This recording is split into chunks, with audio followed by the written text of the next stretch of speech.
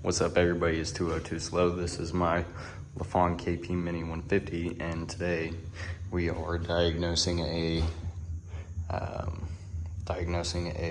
top end rebuild. Basically, I checked the compression in the top end. We only had 60 psi.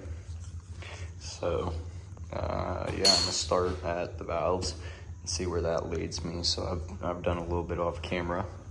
I've disconnected my battery, taken that off, taken off the fairings to the gas tank and the gas tank.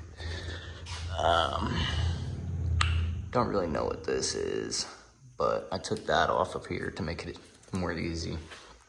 I also broke loose my rear axle and made my chain completely loose to give me slack so I can drop the motor, so I can get room to take off this valve cover and the cylinder head, because I won't have enough room taking this cylinder head off, definitely with the valve cover off. I'm gonna have to have it dropped. Only reason why is I've done this before, so you also have to take off the exhaust, the carburetor. You'll have to take off your valve cover, and then you're gonna have to set the motor at top dead center as well. And after that, you can start taking your cam chain tensioner out. You can loosen that up, and then you can take off your cam gear and all that. And yeah, so I'll kind of fast forward to that point here in a minute. Once I got this valve cover off, yeah, we'll see how that goes. Okay, so I know I jumped a little bit. I got the valve cover off. Basically what I had to do was take out these motor mount bolts, these two right down here, this top one and this bottom one. Also, I had to take this one out so then I could actually swing this down. And then this back bolt back here, this back motor mount bolt. So once you take those out and loosen your chain, you'll be able to drop the motor forward. I'm using a scissor jack.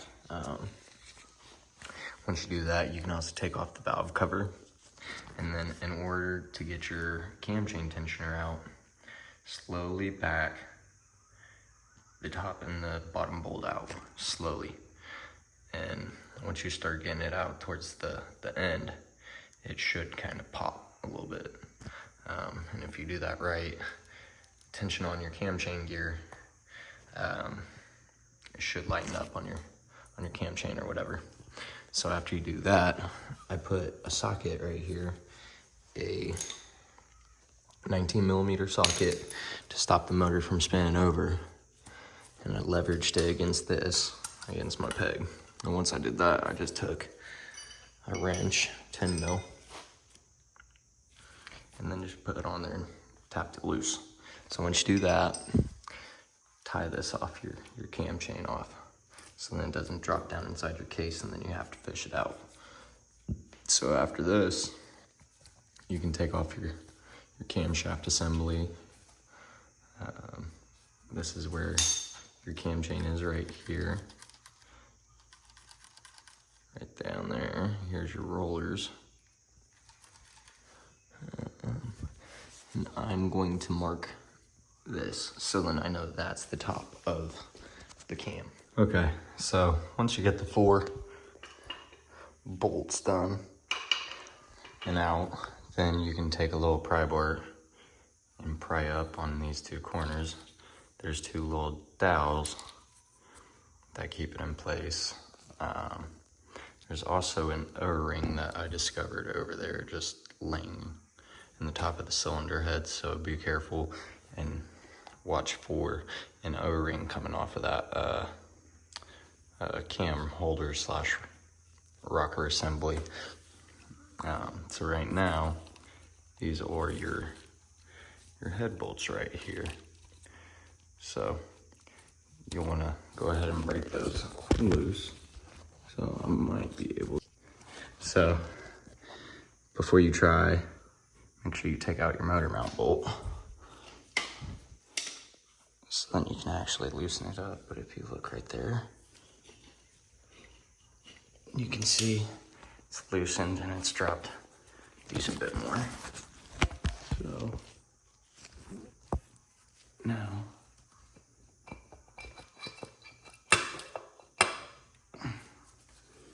you're almost there.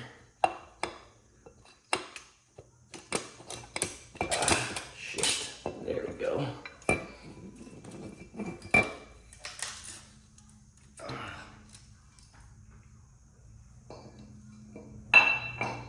Nice.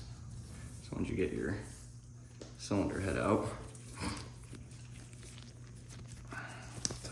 tie back up your cam chain tensioner just to keep it right out of your way. And now let's jack this back up.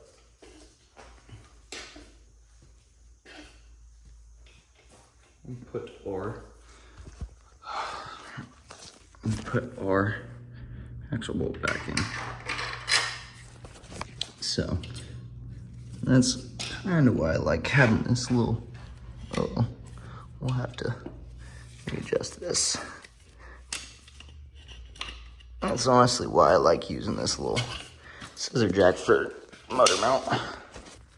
But, man, look at that piston.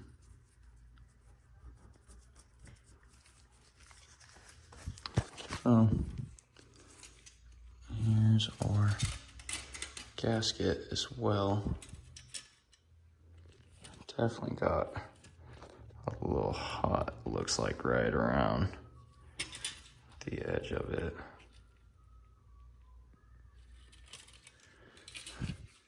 So, let's even, there, let's get this gasket off. Sorry for the black screen right now. I'm just trying to get this cleaned up. Get this out of the way. Let me toss this back up.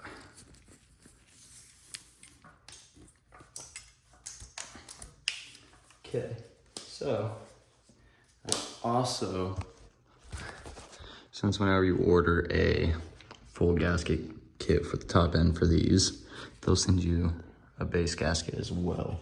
So, get my pry bar. We are going to try to pry this up. Nice. Shouldn't take much effort at all, considering we only have about 3,000 miles on,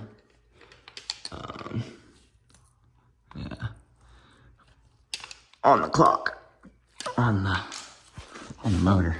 So if I actually set you up here like this, you can kind of see.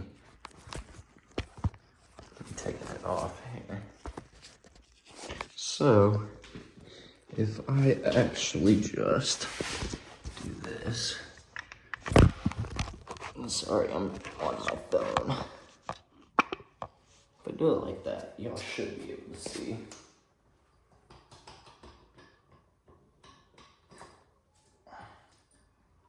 So right now we'll have to undo our little MacGyver mechanism. Okay, so just for y'all to see as well, whenever you're taking this off, there's gonna be a dowel pin right here and right here. So pay attention whenever you take them out as well, because if you can see, this is sharper taper on this top edge. So it might seat it funny if you put it in the wrong way. So we'll just go ahead and put you back right here.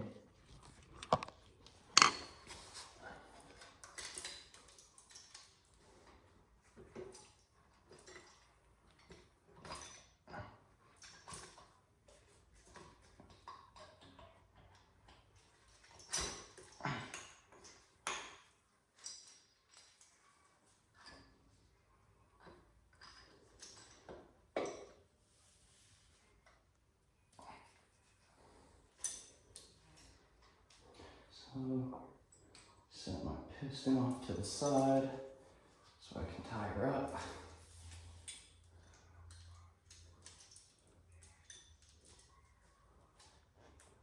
Boom, boom, boom, boom, boom. Okay, so now let's do this. I'm gonna need a couple of microfibers. You're gonna clean, not clean.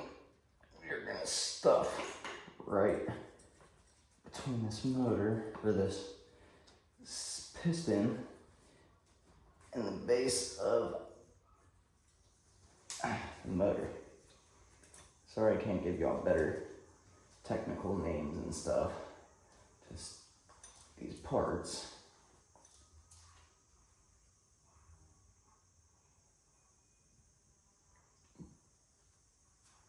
Perfect. I'm going to show you how to get it done. Clean this off.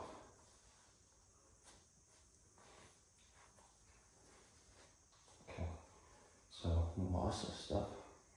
Got the raggy rag down in there. Just keep that all good. So, now, as well with this, so if you'll look at the cylinder for your cam chain guide, there's going to be a little spot for it. There's going to be a little spot for it. Go in like that to keep it held in place. So now, this is whenever you could come and check your piston. There's a little bit of,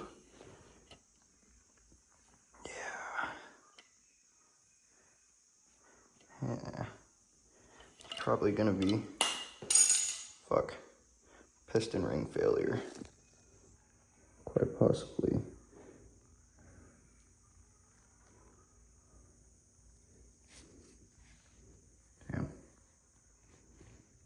So I'm gonna pour some water in the top of the valves and test those out and see how those are as well. I'll set you right there for right now.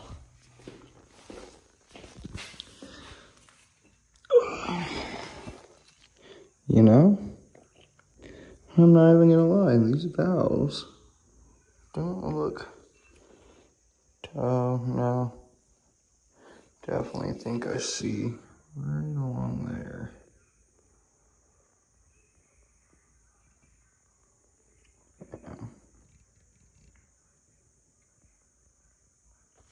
Yeah. We'll figure this out here in a minute. Okay, so what you can do is you can obviously tell it's coming out. So what you need to do is figure out which side it's coming from. So my exhaust side, I would say, is dry, but quite obviously the intake side is not. So if you take some water, you can fill right there where your valves are. And I mean, you can see right here it's puddling out. Sometimes, depending on how badly gone your valve seats are, it may be a slower drip or it may drip out faster. So we found out that this is potentially one of the issues. I don't really know if that little bit of etching is detrimental, or if it'll even affect it. But feeling it with my thumb,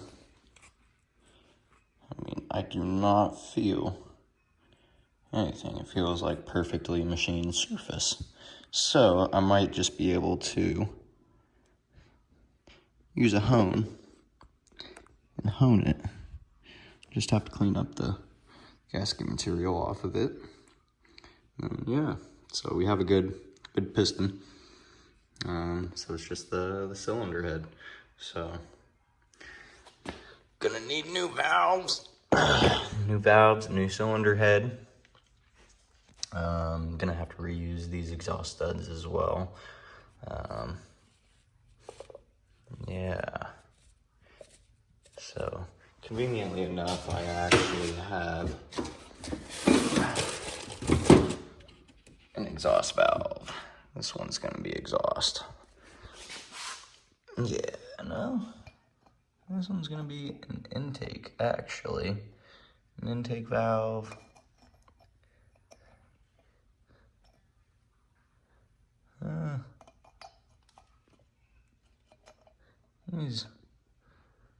It's actually gonna be, because it's too big. It's gonna be the intake valve that I have. So I have to order an exhaust valve. I might be able to get away with it, but yeah, so that's pretty much how I diagnosed my Lifan KP Mini as having low compression. So now is going to be the actual fun part, getting the parts ordered and doing the rebuild. So I don't know how long that's going to take for me to get the parts and everything I need. So yeah, we might be out of a bike for a little bit, but that's okay. You break them, you rebuild them. So thank you for joining me, and I hope this can help anybody that's trying to rebuild their top end or diagnose a low compression on their 2007 CRF 150F. So yeah, there might be a couple more things I might do.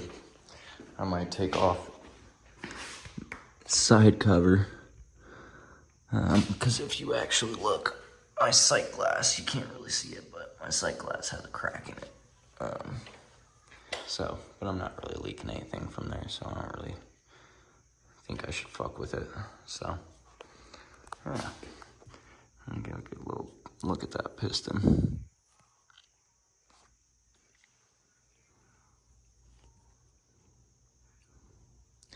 Yeah, it definitely kind of looks like it got a little hot.